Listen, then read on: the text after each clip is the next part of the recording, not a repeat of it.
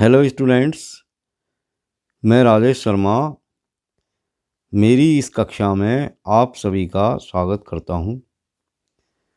आज हम पढ़ेंगे राजस्थान शिक्षा बोर्ड द्वारा संचालित कक्षा 12 की अंग्रेजी की पुस्तक पेनोरमा का पहला पाठ द टाइगर किंग। तो प्यारे बच्चों, ये जो पाठ है द टाइगर किंग, जिसका हिंदी में अर्थ होता है व्याघ्र राजा, ये एक बहुत ही महत्वपूर्ण लेसन है और इसके बारे में हम इस लेसन के अंदर देखेंगे कि टाइगर किंग कौन था, उसका नाम टाइगर किंग क्यों पड़ा। मेरा मतलब इस पाठ को लिखा है कल्कि साहब ने, और इन्होंने इस पाठ के पीछे जो उनका उद्देश्य था वो ये दिखाना था कि ह्यूमन बीइंग्स का, यानी जो मानव हैं, उनका जंगली जानवरों के प्रति किस तरह का दृष्टिकोण होना चाहिए। तो हम सब जानते हैं कि जानवर भी जंगली जीव हैं और उनके प्रति हमारा जो एटीट्यूड होना चाहिए वो हमेशा पिटीफुल होना चाहिए। तो आइए शुरू करते हैं। The tiger king, written by कल्कि साहब के द्वारा ये पाठ लिखा गया है। The Maharaja of Pratibandapuram is the hero of this story.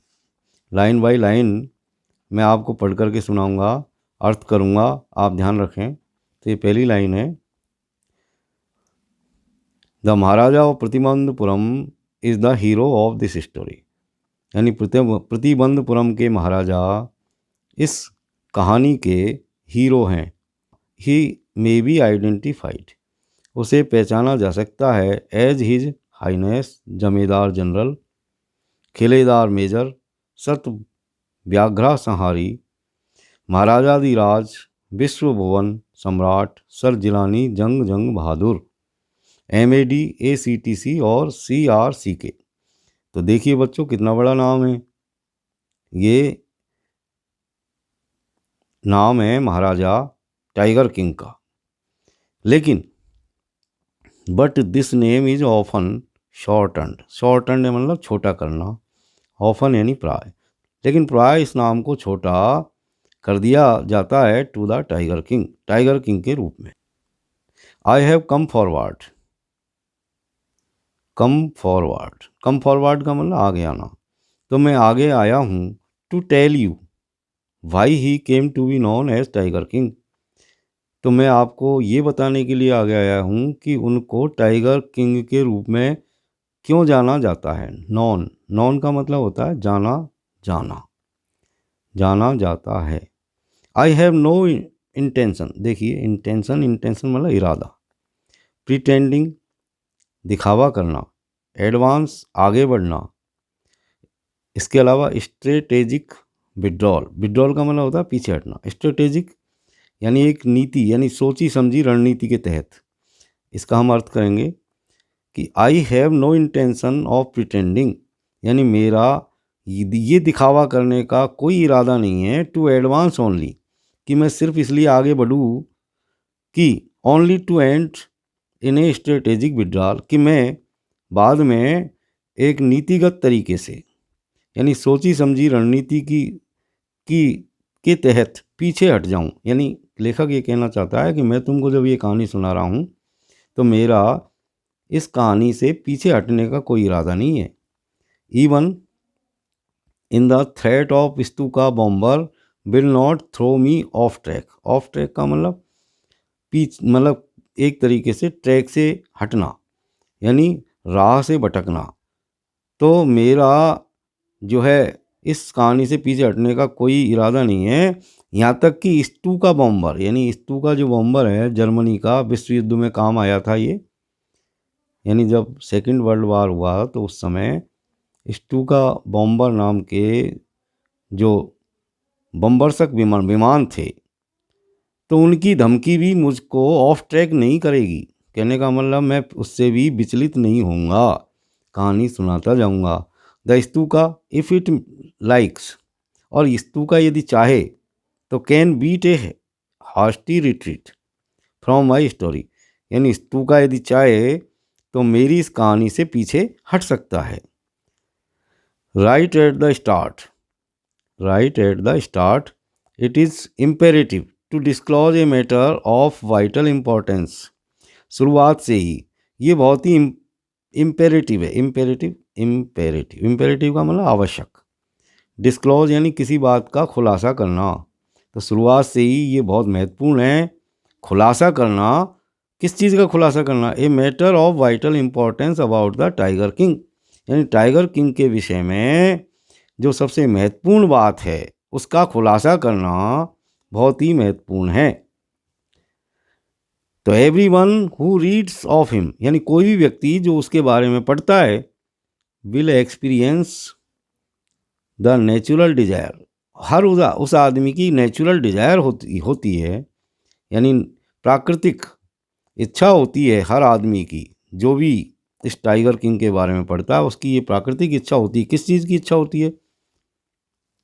To meet a man of his indomitable courage face to face, यानी ऐसे आदमी से जो इंडोमिटेबल करेज का मालिक है, अदम्य साहस का मालिक है, उस आदमी से फेस टू फेस मिलने की नेचुरल इच्छा उस आदमी के अंदर पैदा होती है जो भी टाइगर किंग के बारे में पढ़ता है। But there is no chance of its fulfilment, लेकिन इसके पूरे होने की कोई इच्छा, किसी भी तरह की कोई जो है गुंजाइश नहीं है, कोई चांस नहीं है। As Bharata said to Rama about Dasharatha, जैसा कि भरत ने राजा राम से दशरथ के बारे में कहा था। ये देखिए आप, ये एक रामायण की बात यहाँ पर लेखक ने दी है कि जब भरत राम से मिलने, भगवान राम से मिलने जंगल में गए थे, तब उन्होंने दशरथ के बारे में क्या कहा? बताओ क्या कहा होगा? आप सब जानते हैं, शायद भरत ने यही कहा होगा राम से कि हमारे पिताजी अब इस दुनिया में नहीं है। The tiger king has reached that final abode of all living creatures. तो ये उन्होंने ये कहा होगा कि भाई भगवान जो है, भगवान से ये कहा होगा कि भाई जो दशरथ जी जो हमारे पिताजी थे अब वो इस दुनिया में नहीं है। ठीक यही बात टाइगर किंग के लिए भी है, क्योंकि जो भी व्यक्ति उससे अब मिलना चाहता है वो इसलिए नहीं मिल सकता क्योंकि tiger king has reached that final abode. Final abode का मतलब होता है प्यारे बच्चों अंतिम घर, अबोर्ड का मतलब घर, of all living creatures, all living creatures, living यानी जीवित और क्रिएचर यानी प्राणी, यानी सभी जीवित प्राणियों का अंतिम घर। आप सब जानते हो कि अंतिम घर सभी जीवित प्राणियों का क्या होता है? तो आप सब जानते हो कि या तो स्वर्ग या नर्क, यानी मरने के बाद दो ही जगह होती है, आदमी या तो स्वर्ग में जाता है या नर्क में जाता है। तो लेखक ये कहना चाहता है कि टाइगर किंग अब इस दुनिया में नहीं है और वो अपने अंतिम घर पर पहुंच गया है। In other words the tiger king is dead, यानी टाइगर किंग अब इस दुनिया में नहीं है, वो मर गया है। The manner of his death is a matter of extraordinary interest, लेकिन the manner of his death, manner तरीका, ऑफ हिज डेथ उसकी मृत्यु का, यानी उसकी मृत्यु का जो तरीका है वो क्या है? Is a matter of extraordinary interest, वो एक अत्यधिक रुचि का विषय है। इट कैन बी रिवील्ड का मतलब खोलना, बात को खोलना, इस चीज़ को खोला जा सकता है only at the end of the tale. Tale का मतलब होता है कथा, कहानी, यानी इस बात को इस कथा के अंत में खोला जा सकता है, सिर्फ अंत में ही खोला जा सकता है, यानी अंत में ही इस बात का पता चलेगा कि उसके साथ क्या हुआ या किस तरह जो है उसकी मृत्यु का तरीका क्या था। The most fantastic aspect of his demise का मतलब मृत्यु, यानी उसकी मृत्यु का जो सबसे महत्वपूर्ण पक्ष है, जो पहलू है, वाज दैट, वो ये था कि as soon as he was born, यानी जैसे ही वो राजकुमार पैदा हुए, astrologers had foretold that one day the tiger king would actually have to die. तो एस्ट्रोलॉजर्स मतलब ज्योतिषी, भविष्यवक्ता, तो भविष्यवक्ताओं ने ये भविष्यवाणी की थी कि एक दिन ये जो टाइगर किंग है वो एक्चुअली हैव टू डाई, उसको वास्तव में मरना पड़ेगा। इस तरह की बात उन्होंने बताई थी। The child will grow up to become the warrior of warriors. इसके अलावा उन्होंने ये भी कहा कि ये जो बच्चा है वो ग्रो अप यानी बड़ा होगा, और बड़ा होकर के क्या बनेगा? द वॉरियर ऑफ वॉरियर्स, योद्धाओं का योद्धा बनेगा। हीरो ऑफ हीरोज, हीरो का हीरो बनेगा, यानी वीरों का वीर या नायकों का नायक बनेगा। चैंपियन ऑफ चैंपियंस, चैंपियनों का चैंपियन बनेगा। बट, और बट कह करके उन्होंने अपनी बात को ख़त्म कर दिया, आगे नहीं कहा उन्होंने कुछ भी, बट कह करके उन्होंने विश्राम ले लिया। They bit their lips and swallowed hard, और ऐसा कह करके उन्होंने अपने लिप्स को चबाया और थूक निकला। स्वेलो यानी निगलना। वैन कंपेल्ड टू कंटिन्यू, और जब उनको बात को जारी रखने के लिए कंपेल किया गया। कंपेल का मतलब होता है एक तरीके से दबाव डालना, यानी उनके ऊपर दबाव डाला गया, मजबूर किया गया कि वो अपनी बात को जारी रखें। The astrologers came out with it, तो उन एस्ट्रोलॉजर्स ने इस बात को और बताया। क्या बताया? दिस इज ए सीक्रेट, यह एक रहस्य है। Which should not be revealed at all, जिसे किसी भी कीमत पर रिवील नहीं किया जाना चाहिए। ये कहा उन्होंने कि भाई ये एक रहस्य है और इसको किसी भी जो है कीमत पर रिवील नहीं होना चाहिए, यानी खुलना नहीं चाहिए। And yet we are forced, और फिर भी यदि हमको फोर्स किया जाता है टू स्पीक आउट, बोलने के लिए, तो the child born under this star, तो उन्होंने कहा कि चाइल्ड यानी ऐसे बच्चे जो इस स्टार के अंदर बॉर्न होते हैं, मतलब पैदा होते हैं, यानी जो इस नक्षत्र के अंदर पैदा होते हैं, तो the child born under this star will one day have to meet its death, यानी इस स्टार के अंदर, यानी इस नक्षत्र के अंदर जो भी जातक पैदा होता है, बच्चा पैदा होता है, will one day have to meet his death, उसको अपनी मृत्यु से एक दिन मिलना पड़ेगा। तो ये उन्होंने आगे अपनी बात को जारी रखते हुए कहा।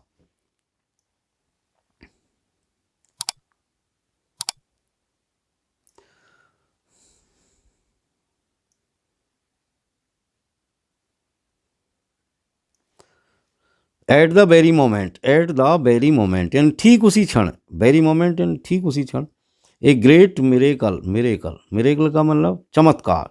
A great miracle took place, यानी एक बहुत बड़ा चमत्कार हुआ, उसी वक्त एक बहुत बड़ा चमत्कार हुआ।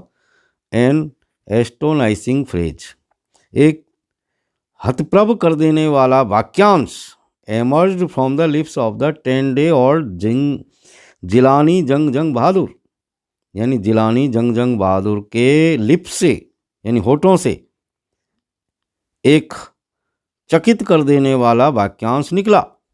एमर्ज का मतलब निकलना, बाहर आना। और उसने क्या कहा उस छोटे से बच्चे ने, 10 दिन के बच्चे ने?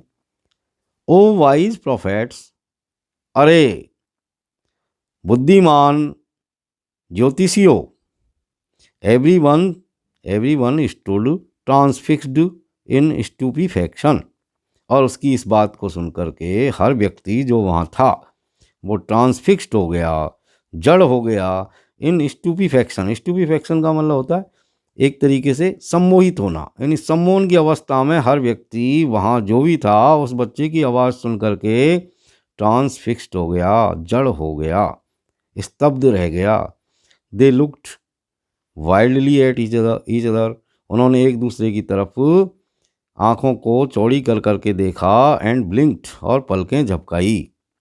ओ wise prophets, it was I who spoke, तब उस छोटे बच्चे ने कहा कि अरे बुद्धिमान प्रोफेट्स, अरे बुद्धिमान ज्योतिषियों, it was I who spoke, ये मैं था जो बोला, आप क्या देख रहे हो? लड़के ने कहा कि मैं बोल रहा हूँ भाई, मेरी तरफ देखो।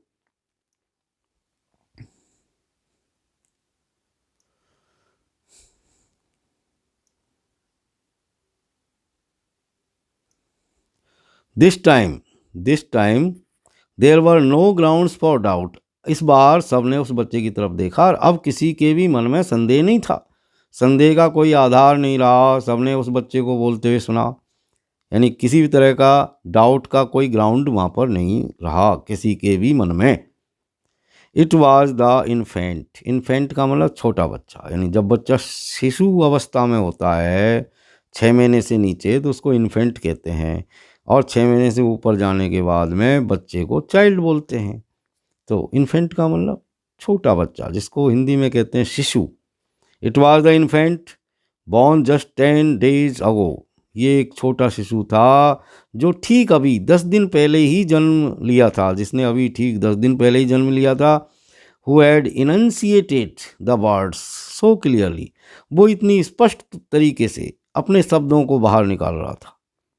The chief astrologer took off his spectacles and gazed intensely at the baby। जो प्रमुख ज्योतिषी था उसने अपने स्पेक्टिकल्स को यानी अपने चश्मों को हटाया और उसने ध्यान से उस बच्चे की तरफ देखा। All those who are born will one day have to die। हर व्यक्ति जो जन्म लेता है एक दिन उसको मरना पड़ता है। हैव टू डाई, मरना पड़ता है। We don't need your predictions to know that. हमको तुम्हारी इस भविष्यवाणी को जानने की कोई ज़रूरत नहीं है, उस छोटे बच्चे ने कहा। There would be some sense in it. तुम्हारी बात में कुछ सेंस होना चाहिए, यानी तुम्हारी बात में कुछ सेंस हो। If it you could tell us the manner of the death. उस छोटे से बच्चे ने आगे ये बताया कि यदि तुम हमको ये बता सको कि किस तरीके से मृत्यु होगी तो तुम्हारी बातों में कुछ समझदारी दिखाई देगी, कुछ सेंस निकलेगा। लेकिन जब तुम ये कहते हो कि जिसने जन्म लिया है वो मरेगा, तो ये तो सभी जानते हैं, तुम्हारी क्या ज़रूरत है, ज्योतिषियों की क्या ज़रूरत है, ये तो कोई बता देगा और इस बात को सभी जानते हैं। लेकिन यदि तुम ये बता सको कि मृत्यु का तरीका क्या होगा तो फिर तुम्हारी बातों का कुछ सेंस निकलता है। ये उस छोटे से बच्चे ने उनसे कहा। The royal infant uttered these words in his squeaky voice. अपनी पतली और तेज आवाज में उस छोटे से बच्चे ने इन शब्दों को कहा। अटर, अटर का मतलब कहना। रॉयल इन्फेंट, शाही शिशु। The chief astrologer placed his finger on his nose. जो प्रमुख एस्ट्रोलॉजर था, जो मुख्य ज्योतिषी था, उसने अपनी नाक के ऊपर अपनी उंगली रखी। इन वंडर, आश्चर्य में। ए baby बेयरली 10 days old opens its lips in speech। एक छोटा सा बच्चा जो अभी 10 दिन का है वो बोलने के लिए अपने होठों को खोलता है। अब यहाँ पर देखिए आप, स्पीच। स्पीच का मतलब होता है, एक तो भाषण होता है, यानी भाषण से हम स्पीच कहते हैं। एक स्पीच का मतलब होता है बोलना। आगे देखिए, नॉट ओनली दैट, यही बात नहीं थी कि वो सिर्फ बोला ही। It also raises intelligent questions. Intelligent questions, यहाँ तक कि वो बोला ही नहीं बल्कि उसने इंटेलिजेंट क्वेश्चंस भी रेज किए, यानी उसने बुद्धिमत्तापूर्ण प्रश्न भी पूछे। इनक्रेडिबल, अविश्वसनीय। इनक्रेडिबल का मतलब अविश्वसनीय। बड़ी अविश्वसनीय बात है कि एक 10 दिन का बच्चा है, वो सिर्फ बोलता ही नहीं है बल्कि इंटेलिजेंट क्वेश्चन रेज भी करता है। Rather like the bulletins issued by the war office than facts. ठीक उसी तरीके से जिस तरह वार ऑफिस के द्वारा बुलेटिन्स जारी किए जाते हैं जिनमें फैक्ट कम होते हैं। आप, वार ऑफिस क्या है कि युद्ध के समय में वार ऑफिस के द्वारा लड़ाइयों के समाचार अपने ही स्तर पर जारी किए जाते हैं, उनको कहते हैं बुलेटिन्स। और बुलेटिन्स जो जारी किए जाते हैं वार ऑफिस के द्वारा, वो बड़ा चढ़ा करके, एक्सजरेटेड, थोड़ा सा बड़ा चढ़ा करके कहा जाता है कि भाई हमने हमारी सेना ने दुश्मन के, एक्चुअल में फैक्ट तो ये है कि भाई 5 ही सैनिक मरे, कि भाई 5 ही सैनिक मारे दुश्मन के, लेकिन वो कहेंगे कि हमने दुश्मन के 10 सैनिक मार दिए हैं और 20 को घायल कर दिया। और एक्चुअल में कंडीशन अलग होती है कि जैसे 5 ही मारे, 5 घायल हुए, लेकिन वो कहेंगे 10 मारे 20 घायल कर दिए। इसको कहते हैं वार ऑफिस के द्वारा जारी बुलेटिन। वो फैक्ट से थोड़ा अलग होते हैं, भिन्न होते हैं। आगे देखिए, the chief astrologer took his finger of his nose. Chief astrologer ने अब उंगली को अपनी नाक से हटाया and fixed his eyes upon the little Prince, और उसने उस छोटे से राजकुमार के ऊपर अपनी आंखें फिक्स कर ली, केंद्रित कर ली। The prince was born in the hour of the bull. ज्योतिषी ने कहा आगे, चूंकि राजकुमार का जो जन्म है वो इन the hour of the bull में हुआ है, मतलब वृषभ राशि में हुआ है, यानी वृषभ नक्षत्र में हुआ है। आगे उसने बताया the bull and the tiger are enemies, और उसने आगे ये कहा कि चूंकि जो टाइगर और जो बुल होते हैं, कहने का मतलब जो वृषभ राशि होती है और जो टाइगर राशि होती है जिसको हम सिंह राशि कहते हैं, ये आपस में एक दूसरे की शत्रु राशियां होती है। देयरफॉर, इसलिए death comes from the tiger, he explained, उसने समझाया कि बच्चे की मृत्यु एक टाइगर के रूप में आएगी। कहने का मतलब मृत्यु का कारण बच्चे का एक टाइगर होगा, यानी टाइगर के द्वारा ही इसकी मृत्यु निश्चित है। इस तरह एस्ट्रोलॉजर ने अपनी बात को जो है आगे बढ़ाते हुए सीक्रेट को रिवील किया।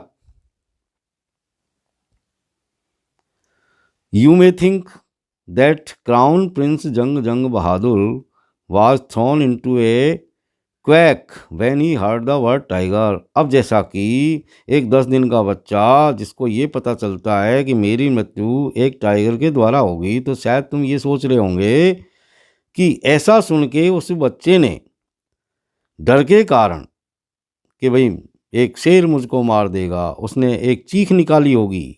लेकिन that was exactly what did not happen, यही वो बात थी जो वास्तव में नहीं हुई। कहने का मतलब इस तरह की किसी डर से वो बच्चा कांपा नहीं, डर से चिल्लाया नहीं कि भाई एक शेर मुझको मार देगा, कि एक टाइगर मुझको मार देगा।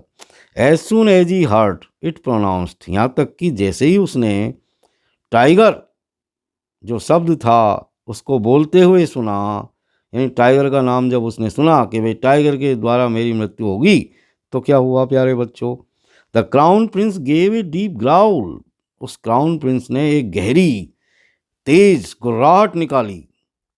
Terrifying words emerged from his lips, और उसके लिप्स से डरा देने वाले शब्द एमर्ज हुए, निकले बाहर, यानी दूसरों को डरा देने वाले शब्द उसके मुंह से निकले। लेट टाइगर्स बिवेयर, क्या कहा उसने, लेट टाइगर्स बिवेयर, टाइगर्स को सावधान होने दो। कहने का मतलब ये कि टाइगरों सावधान हो जाओ, मैं तुमसे डरने वाला नहीं हूँ, तुम मुझको क्या मारोगे, बल्कि तुम मुझसे डरो। यानी इस तरह की भावना जो है उसने अपने शब्दों से व्यक्त की। This account is only a rumour rife in Pratibandapuram, this account is only a rumour rife in Pratibandapuram. तो ये जो बात है ये प्रतिबंधपुरम के अंदर एक रूमर के रूप में, रूमर का मतलब अफवाह, राइफ यानी फैलना, यानी प्रतिबंधपुरम के अंदर ये जो बात है, इस राजा की जो कहानी है टाइगर किंग की, वो एक अफवाह के रूप में, राइफ का मतलब होता है बड़े पैमाने पर फैलना, बड़े पैमाने पर फैली।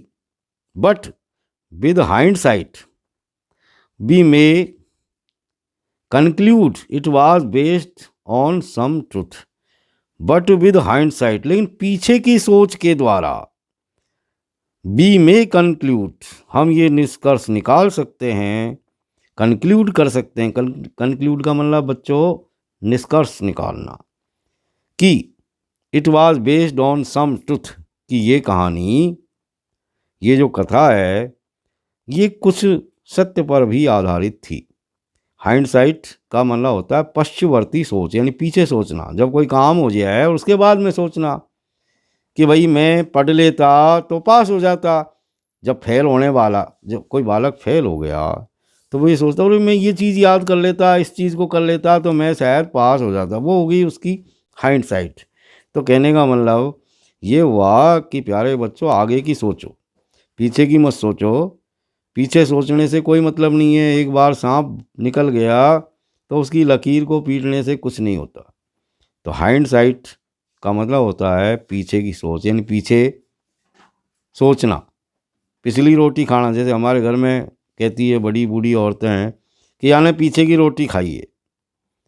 तो प्यारे बच्चों इसके बाद में उस शेर यानी उस टाइगर किंग कैसे बड़ा हुआ, उसने क्या क्या काम किए, क्या एस्ट्रोलॉजर्स की जो भविष्यवाणी है वो सही सिद्ध हुई कि भाई इसकी मृत्यु टाइगर के द्वारा ही हुई, या उस टाइगर किंग ने उन शेरों को मार भगाया, क्या हुआ होगा, ये हम अगले वीडियो में देखेंगे।